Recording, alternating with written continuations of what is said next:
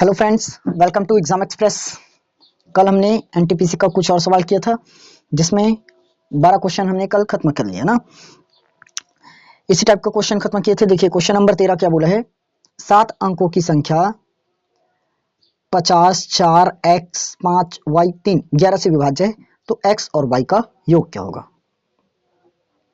x plus y, हमें इसका योग बताना है कि क्या होगा। चलिए सॉल्व करने की कोशिश करते। देखिए 50, 4, x, 5, y, 3, 50, 4, x, 5, y और ये 3, इतना दिया हुआ है। हमें क्या बताना है, ये क्या है, 11 से विभाज्य है। वही कंडीशन लगाएंगे, ऑड प्लेस और इवन प्लेस, उसका डिफरेंस 0 आए या तो 11 का कोई मल्टीपल आए। करते हैं ऑड प्लेस में। देखिए क्या दिए, 5 4 9, 9 5 14 और ये 3 17। Odd place. Even place check करो, 0 plus x plus y, 0 plus x plus y यानी कि x प्लस वाई आया। ये क्या आना चाहिए हमारा, 0 आना चाहिए।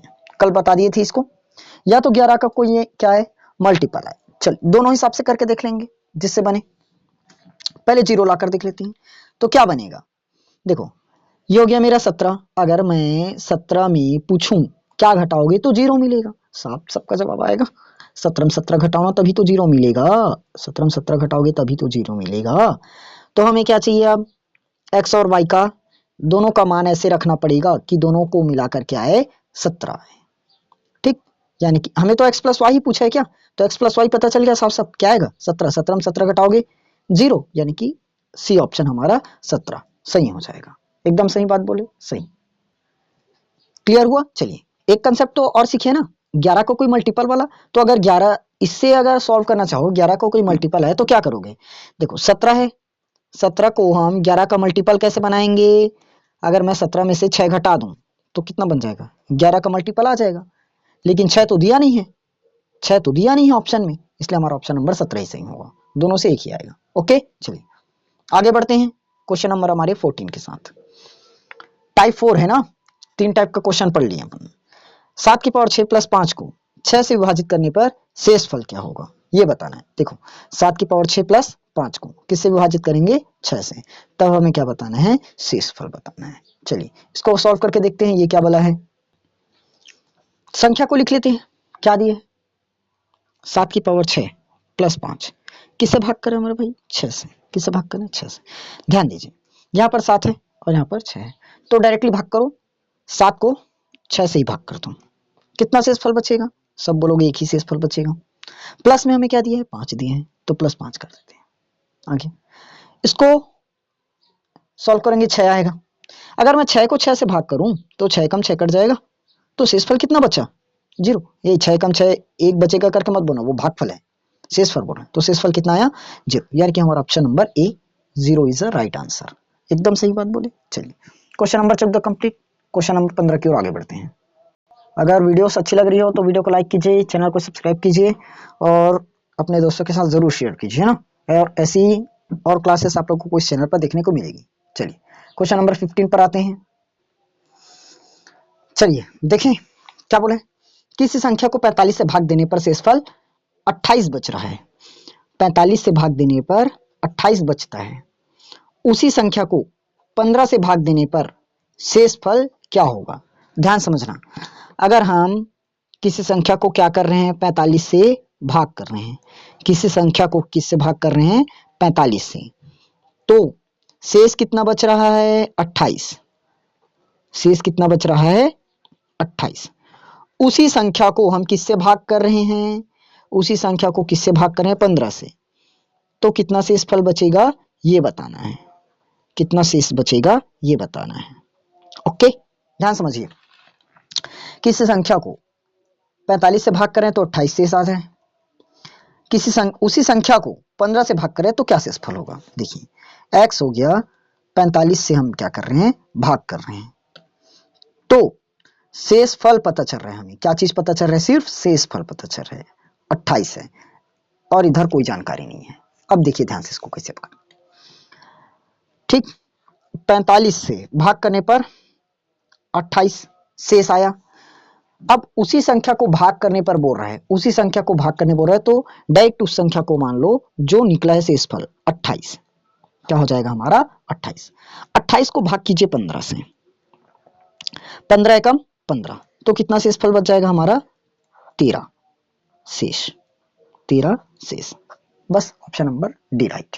समझ, जिस संख्या को भाग करने बोला है यानी कि जो शेषफल निकला है उसी को भाग कर दो। हमारा कितना शेषफल बचा था 28 शेषफल बचा था, तो हमने 28 को ही 15 से भाग कर दिया। एकदम सही बात बोले। चलिए आगे बढ़ते हैं अगले क्वेश्चन की तरफ। चलिए अगले क्वेश्चन की तरफ आते, देखिए क्वेश्चन नंबर 16। जब n को 5 से भाग देने पर 2 शेष बचता है। देखो n को भाग किससे कर रहे हैं 5 से, n को भाग किससे कर रहे हो 5 से, शेष कितना मिल रहा है 2 मिल रहा है। n को 5 से भाग करने पर 2 शेष बच रहा है, तो n स्क्वायर को 5 से भाग करने पर क्या होगा, तो n स्क्वायर को 5 से भाग करने पर क्या आएगा ये बताना है। देखो मैं बताया था जितना शेष बच रहा है उसी संख्या को क्या मान देना अगली वाली संख्या, तो 2 का वर्ग कितना हो जाएगा 4।